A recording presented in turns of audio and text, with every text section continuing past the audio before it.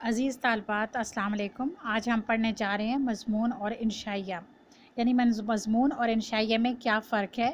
مضمون اور انشائیہ کو اکثر ایک ہی صنف ادب کی دو صورتیں شمار کیا جاتا رہا ہے، لیکن ان کے داخلی اور موضوعی اختلافات کی وجہ جو دراصل گہرے اور بنیادی ہیں، اب ان میں واضح امتیاز کیا جانے لگا، یعنی اب اس میں واضح فرق ہے کہ مضمون کچھ اور ہے اور انشائیہ کچھ اور۔ مضمون نگار کسی بھی موضوع پر مدلل، سنجیدہ اور منطقی ایسی موروثی تحریر ہے جس کا مقصد کسی حقیقت، خیال یا نقطہ نظر کو قاری تک پہنچانا ہے۔ زبان و بیان کی دلکشی اور اسلوب کی ندرت بھی اس مقصد کے حصول کا ذریعہ ہے، جبکہ انشائیہ ایک داخلی، ذاتی اور شخصی ایسی موضوعی تحریر ہے جس کا اسلوب بیان کسی خارجی مقصد کا تابع نہیں، بلکہ لکھنے والے کی شخصیت، اس کے زندگی کے مجموعی تصور اور انفرادی احساس کا اظہار ہے۔ یعنی آپ یوں کہہ سکتے ہیں کہ مضمون جو ہے وہ اگر اس میں تھوڑا سا وہ خشک ہے کہ اس میں جذبات کا دخل نہیں، جبکہ انشائیہ میں جذبات کا دخل ہے۔ مضمون اور انشائیہ دونوں کے موضوعات لامحدود ہیں، یعنی ہر موضوع پہ ہم مضمون بھی لکھ سکتے ہیں، ہر موضوع پہ ہم انشائیہ بھی لکھ سکتے ہیں۔ مضمون اور انشائیہ کے ابتدائی نمونے ہمیں سر سید احمد خان کے یہاں ملتے ہیں، مثلاً امید کی خوشی، خوش آمد اور بحث و تکرار وغیرہ ہے، لیکن ان کی تحریریں انشائیہ سے زیادہ مضمون ہیں۔ سر سید کے بعد لکھنے والوں میں حالی، شبلی، شرر، یلدرم، عبدالقادر، فرت اللہ بیگ، رشید احمد صدیقی اور پطرس بخاری کے نام لیے جا سکتے ہیں، لیکن ان ادیبوں نے بھی مضمون اور انشائیہ میں کوئی واضح فرق کیے بغیر لکھا۔ جدید دور میں البتہ انشائیہ کو مضمون نگاری سے علیحدہ تصور کیا جاتا ہے اور انشائیہ نگاری ان دنوں بہت مقبول ہے۔ ڈاکٹر وزیر آغا نے انشائیہ کی پہچان اور مقبولیت کے لیے بہت کام کیا۔ انشائیہ لکھنے والوں میں مشکور حسین یاد اور ڈاکٹر وزیر آغا کے نام اہم ہیں۔ آج ہم جو مضمون پڑھنے جا رہے ہیں وہ مولانا محمد حسین آزاد کا لکھا ہوا ہے۔ مولانا محمد حسین آزاد اردو ادب کے عظیم ادیبوں میں شمار ہوتے ہیں۔ وہ دلی میں پیدا ہوئے۔ ان کے والد کا نام مولوی محمد باقر تھا، جن کا یہ امتیاز ہے کہ وہ شمالی ہند میں اردو صحافت کے بانیوں میں سے ہیں، یعنی اردو میں اخبار جس نے شروع کیا وہ محمد حسین آزاد کے والد تھے۔ آزاد نے دلی کالج میں تعلیم حاصل کی۔ شعر و ادب کا شوق بچپن سے تھا۔ استاد ابراہیم ذوق ان کے والد کے دوستوں میں سے تھے، لہٰذا آزاد نے ان کی شاگردی اختیار کی، یعنی کہ ابراہیم ذوق جو تھے وہ آزاد کے استاد تھے۔ 1857 کی جنگ آزادی میں حصہ لینے کے جرم میں ان کے والد کو شہید کر دیا گیا۔ آزاد چھپ چھپا کر دلی سے نکلے اور آخر کار لاہور پہنچ گئے۔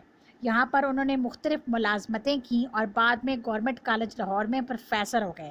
آخر میں خلل دماغی میں مبتلا ہوئے، یعنی ذہنی توازن بگڑ گیا ان کا، اور زندگی کے آخری 20 سال اسی حالت میں بسر کیے کہ ان کا دماغی توازن ٹھیک نہیں تھا۔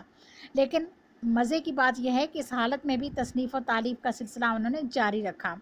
آزاد ایک صاحب طرز ادیب، مورخ یعنی تاریخ لکھنے والے، نقاد یعنی تنقید لکھنے والے، ماہر لسانیات، زبان و بیان کی تحقیق کرنے والے، تمثیل نگار، ڈرامائی مضامین لکھنے والے، مرقع نگار، تذکرہ نگار، شاعر اور استاد تھے۔ یعنی آزاد کو دیکھیں تو ایک ایسے انسان تھے جن کی بہت ساری حیثیات تھیں۔ ان کی نثر اسلوب بیان کا ایک رنگین اور دل فریب شاہکار ہے جس نے ان کے بعد کے آنے والے ادیبوں کے ایک وسیع گروہ کو متاثر کیا۔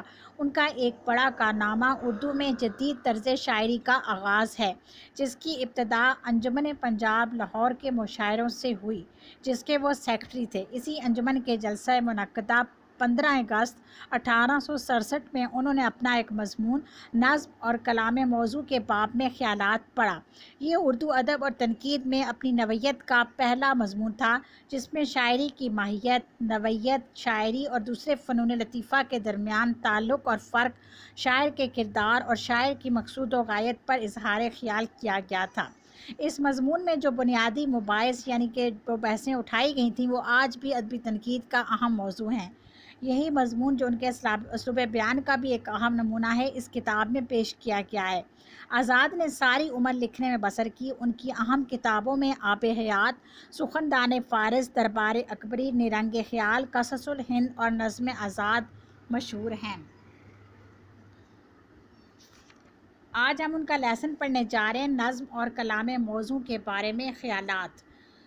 کلام موزوں جو ہے وہ کہتے ہیں ایسا شعر جس کو ہم درست شعر کہیں۔ فلاسفہ یونان کا قول ہے، یعنی کہ یونان کے فلسفی یہ کہتے ہیں کہ دنیا میں دو چیزیں نہایت عجیب و غریب حیرت انگیز ہیں۔ دنیا میں دو چیزیں ایسی ہیں جن پہ ہمیں بہت حیرت ہوتی ہے۔ اول نبض انسانی، یعنی انسان کی نبض کہ بے گویائی حال باطن کا بیان کرتی ہے۔ انسان زبان سے کچھ نہیں کہتا، لیکن اس کا جو دل کا حال ہے وہ نبض جو ہے وہ اس کا سناتی ہے۔ دوسری چیز ہے شعر کہ انہیں الفاظ کے پس و پیش سے کلام میں موزونیت اور اس سے ایک تاثیر عجب دل پر پیدا ہوتی ہے، یعنی الفاظ کو گھما پھرا کے پیش کیا جاتا ہے اور اس کو شعر کی شکل دی جاتی ہے، لیکن اس شعر کو پڑھ کر انسان کے دل پر اس کا عجب اثر ہوتا ہے۔ کتابوں میں اکثر شعر کے معنی کلام موزوں و مکفّہ لکھے ہیں۔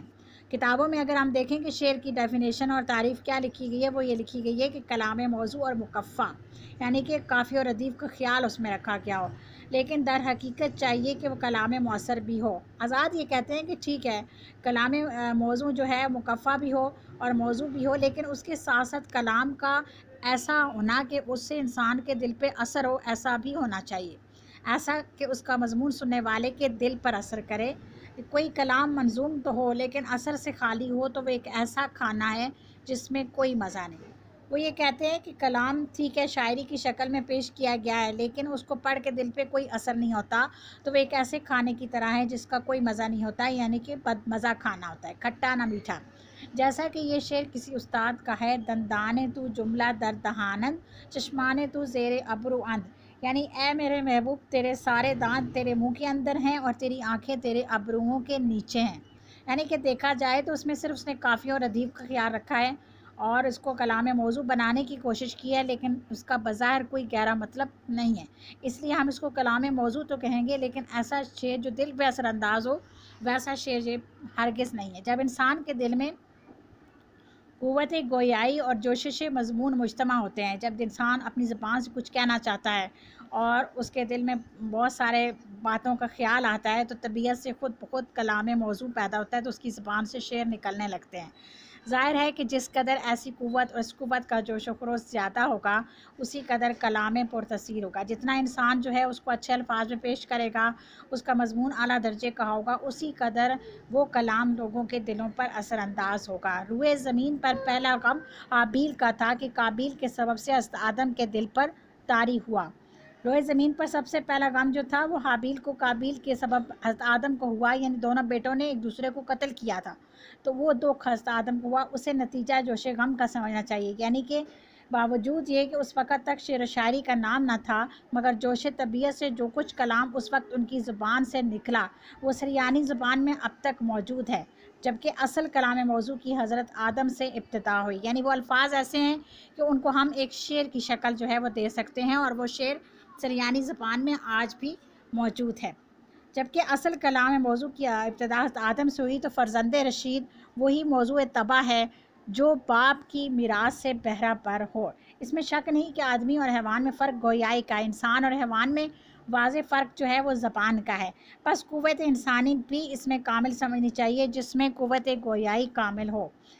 چونکہ نظم بنسبت نثر کے زیادہ تر زور طبیعت سے نکلتی ہے، یہی سبب ہے کہ بنسبت نثر کے مؤثر بھی زیادہ ہوتی ہے۔ عام پہ نثر کو ہم پڑھتے ہیں ویسی ہماری طبیعت پہ اثر نہیں ہوتا جیسا کہ ہم شعر کو پڑھتے ہیں، اور شعر جو ہے وہ ہمارے اوپر زیادہ اثر انداز ہوتا ہے۔ اسی طرح جو کوئی مضمون، کوئی مصرع، کوئی خیال جو انسان کے دل میں آئے یا مخاطب کو سمجھانا چاہے تو تکلم سے نقش مدعا کو رنگ تقریر میں لاتا ہے تاکہ ظاہر ہو، یعنی کہ انسان اگر اپنا کوئی خیال دوسروں تک پہنچانا چاہتا ہے تو وہ کیا کرتا ہے کہ اپنی زبان سے اس کو تحریر کی شکل جو ہے وہ دیتا ہے۔